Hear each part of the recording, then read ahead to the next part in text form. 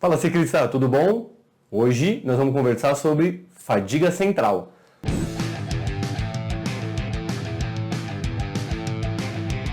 O início das investigações em fadiga central proporcionou um grande avanço para a visualização do quebra-cabeça do corpo humano, maneira da qual eu gosto de visualizar o corpo humano, como um imenso quebra-cabeça.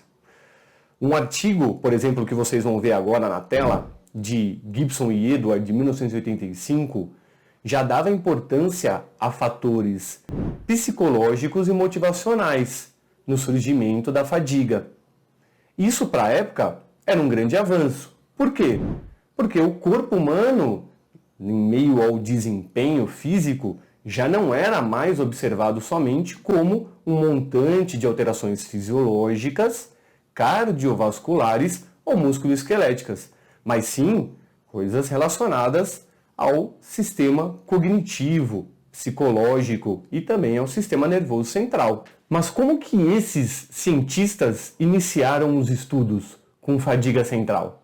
É isso que eu vou mostrar para vocês aqui no LabFab de uma maneira muito simplória. Vamos lá, pessoal. Aqui eu montei uma configuração muito simples, tá legal? Simulando um equipamento que há no laboratório, que é chamado de dinamômetro isocinético, que ele tem diversas funções, e uma delas, por exemplo, a gente consegue deixar ele no modo isométrico, ou seja, deixar a perna do indivíduo travada numa determinada angulação para ele realizar a força. E, em tempo real, ele nos dá um gráfico no monitor para a gente saber o quanto que esse indivíduo está gerando de força. Tá legal? Um outro equipamento que é preciso ter é um eletroestimulador com eletrodos, e eu vou fazer o quê? Coloco um eletrodo, por exemplo, na parte distal e proximal do ventre muscular aqui do quadríceps. Por que esse eletroestimulador? Além do estímulo elétrico que sai do cérebro até a musculatura, eu também daria o quê? Um estímulo sobreposto à musculatura do indivíduo quando ele estivesse no platô de força máxima dele. Então esse indivíduo, ele realizaria o quê? Por exemplo, 3, 2, 1, pá, aí ele faz a força máxima. Faz a força. Quando chegar no platô, aciona-se o eletroestimulador e ele descarrega mais ainda o estímulo elétrico na musculatura desse indivíduo. O que isso nos daria? Se esse indivíduo ele aumenta a força máxima dele quando o estímulo elétrico é dado, isso nos dá um indício de que alguma limitação está ocorrendo na geração ou transmissão de energia até chegar na musculatura. Então isso nos indica que o indivíduo ele estaria com alguma fadiga central. Para ficar mais fácil o entendimento de vocês ainda, a professora doutora Eugênia Matos, que eu tive o prazer de trabalhar com ela na coleta de dados do pós-doc, ela nos cedeu um gráfico em que ela consegue demonstrar para a gente ali direitinho onde foi dado esse estímulo sobreposto e o aumento do torque. Tá legal? Então vamos dar uma olhadinha lá. Este daqui, então, pessoal, é o gráfico que eu havia falado. Mais uma vez agradecendo a professora doutora Eugênia Matos por ter nos cedido aqui esse lindo gráfico. Então aqui a gente tem no eixo Y a força máxima que esse indivíduo realizou em Newton-metro e aqui o tempo em segundos. Então esse indivíduo, ele vinha no descanso, realizou essa força isométrica máxima.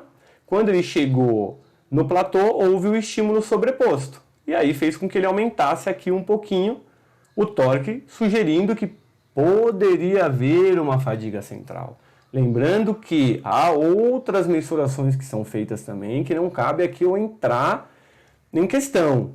Tá legal? É só uma maneira didática e para exemplificar para o pessoal que não entende como mais ou menos funcionam as coletas e como que a gente consegue saber se há uma fadiga central ou não. Tá legal? Mais adiante, alguns estudos começaram a observar que a fadiga central estaria mais associada a exercícios de mais baixa intensidade e longa duração, como por exemplo acima de 60 minutos. E outros estudos em modelos animais começaram a sugerir o quê? Que a falta de disponibilidade de substratos energéticos, por exemplo na musculatura, poderia afetar a produção de alguns neurotransmissores, como por exemplo aumentar o nível de serotonina. E a serotonina ela está ligada diretamente a uma maior letargia, à falta de motivação, ao sono. Se eu aumento esse neurotransmissor, consequentemente, eu vou reduzir o meu desempenho físico esportivo.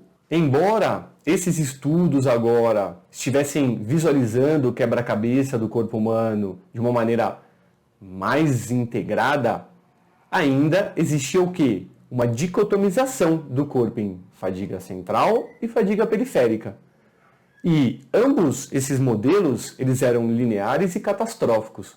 Ou seja, o indivíduo ele vai fadigar de qualquer jeito. E se ele insistir, ele vai chegar a uma catástrofe, ou seja, não vai conseguir realizar o exercício. O que esse modelo ainda não conseguia explicar era como pode um indivíduo, por exemplo, pedalar 200 km em alta intensidade, ali próximo do FTP, e ele ainda no final ter a energia para conseguir realizar um sprint.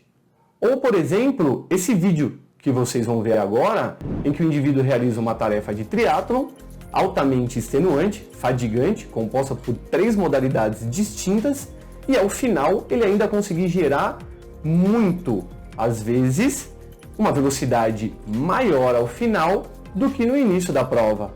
Se esse indivíduo realizou uma tarefa muito extenuante, teoricamente, de acordo com o modelo linear, ele deveria estar ao final da tarefa muito fadigado, e isso não seria possível. É aí, tentando responder essas perguntas, que surge o modelo integrativo de fadiga, uma teoria, inicialmente teórico. E uma coisa que eu gostaria que vocês percebessem muito é que o conhecimento, a ciência, avança através de questionamentos, de pergunta e não de certeza. E assim nós vamos avançando cada vez mais no conhecimento. Então, no próximo vídeo, a gente vai falar um pouquinho do que a gente vem vivendo agora, do modelo integrativo de fadiga. Tudo bem, pessoal? Até o próximo vídeo. Tchau!